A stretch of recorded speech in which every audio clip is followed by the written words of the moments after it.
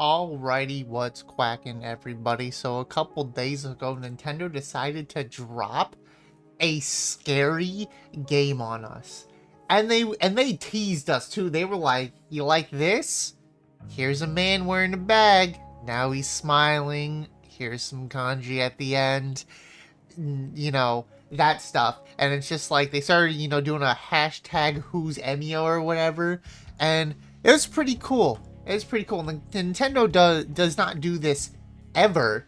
Like, Nintendo doesn't, touch horror ever. Like, this has an M+17 tag. So I'm really excited to see how Nintendo, like, does horror. The last time they actually did horror was Fatal Frame, but that was a long time ago.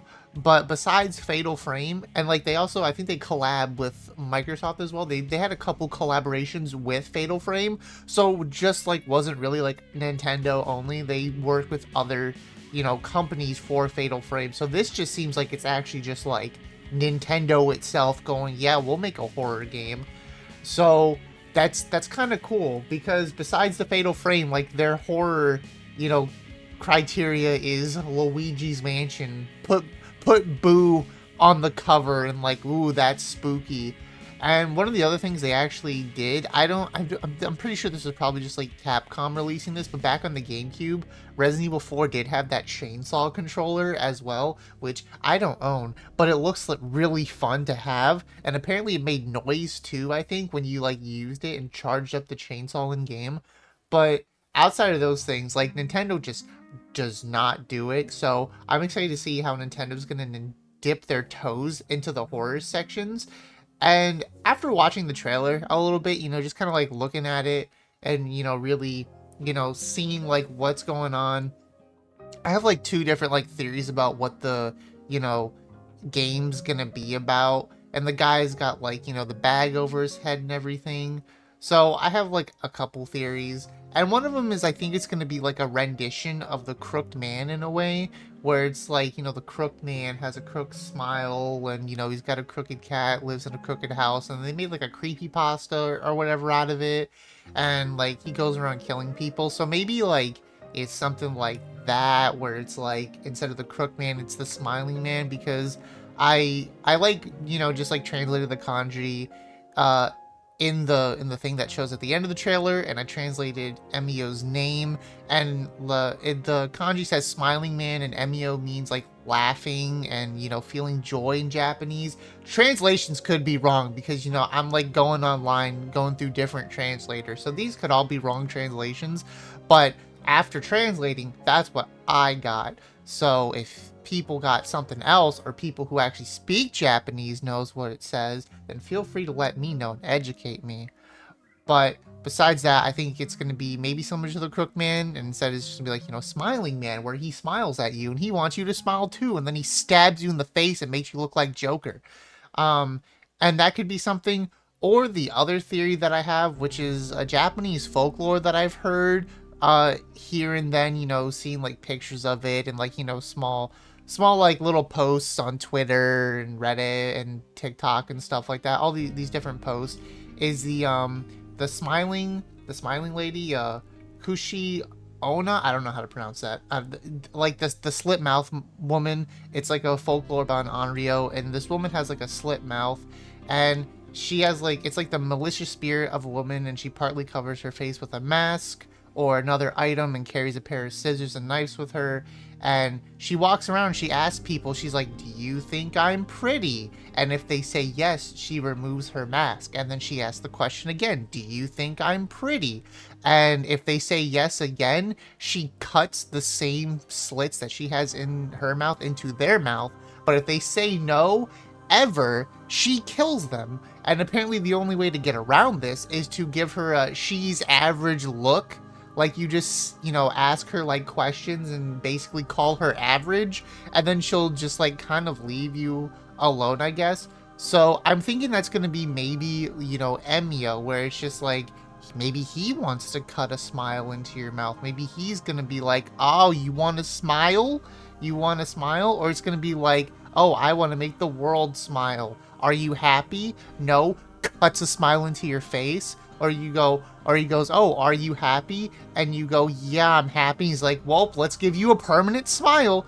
Something like that. So I think Emio is probably going to be some type of yokai, perhaps similar to the slit mouth woman. So it's going to be like maybe like, you know, a play on the Japanese folklore for sure. And I'm pretty sure there are some other Japanese horror games that do, you know, they do like kind of cover. Like I think there was a theory that Pikmin is like one of the Japanese folklore where it's like the water wraith or something like that was similar to a being that pulls like sailors in or whatever, and that's what the water wraith is, pulling Olimar in. So I wouldn't be surprised if like this definitely takes, you know, some kind of, you know, inspiration from this, and I think this might also play into some of the gameplay of Emio as well. So if it's like, like he's like a yokai or the slit mouth lady, you know, maybe it's like we have to, you know, figure out puzzles and phrases and stuff like that and go through, and if we get the puzzles wrong,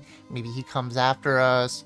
You know, maybe there's like a quick time puzzle. Again, we have no idea what the game looks like. I'm just going based off of like what I'm assuming the game's gonna be, and like, you know, just kind of like researched it a little bit, like, and kind of came up with like my own theories for this. So I'm just thinking, you know, maybe there's probably like puzzles and stuff, and because like he's in like a facility, and this is where I get like maybe he's like a yokai or something, or like some like malicious spirit, because you're in like a facility and then he's not there, and then the like screen kind of shakes and then he's there. So I'm just like, maybe like, you know, you're in a facility, you ended up in a place you didn't belong, someone kidnaps you, and then the smiling man shows up. Maybe you're playing like one of those like games, like those like weird horror games or whatever, where it's just like, oh, put your chair and put salt around your chair and a candle, and then like a demon comes out and you play a game with it, and if you fail, you get your throat ripped out or whatever, something like that. So maybe it's like one of those things where it's just like, you're like probably like a teenager or whatever, and you're like, oh, I don't believe in these yokai or folklores, and then you play like this game, and then you summon the smiling man by accident, and you're like, whoa, okay, I didn't sign up for this, and then you're just in like a weird alternate dimension. You got to figure out different puzzles, go to different rooms, stuff like that. I think like the flashlight on the floor might be, you know, some indication as well, maybe of like what's going on. So like it could either be like, you know, the yokai or something, or it could just be like a straight up serial killer where it's just like, oh, you know, this is a serial killer and he's a psychopath and he wants to cut smiles on everyone's faces.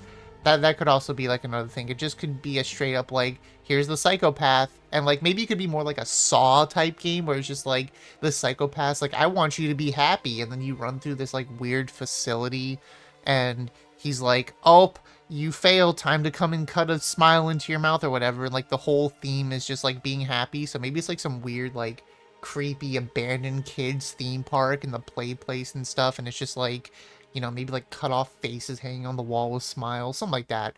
I think it'd be pretty cool. I'm very excited to really see like, you know, what Nintendo does with this. I'm very delighted that Nintendo is changing.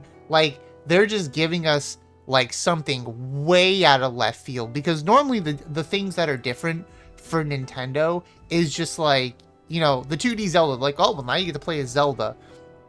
Or, you know, we're getting like another Princess Peach's Showtime. Like, I think there was another Princess Peach game, but like, that's like different to Nintendo. You know, switching things up, giving, you know, random game characters a new game, or like, you know, changing up the mechanics or something, giving us maybe like a new unique IP of sorts. That's what Nintendo thinks switching it up is. But now Nintendo's like, all right, I'm gonna step in with some horror. I'm gonna show you guys what's up. And like the fact that they made it like 17 plus as well, the fact that it has a mature rating is insane. I'd figure like maybe like a T for T rating. No, they said M17 plus. So there's probably going to be blood. It's going to be insane. So I'm just very delighted that Nintendo's making a horror game. And honestly, like, I think this is definitely a good step. I don't know if they're going to keep doing this. I don't know if this is just going to be a one-off thing. I hope they keep this up for sure. Maybe, you know, maybe this might be the sign of like, all right, our audience grew up. They're not the same 10-year-olds who were playing Mario Sunshine in 64 and on the Wii. They're older now, so let's give them something to play.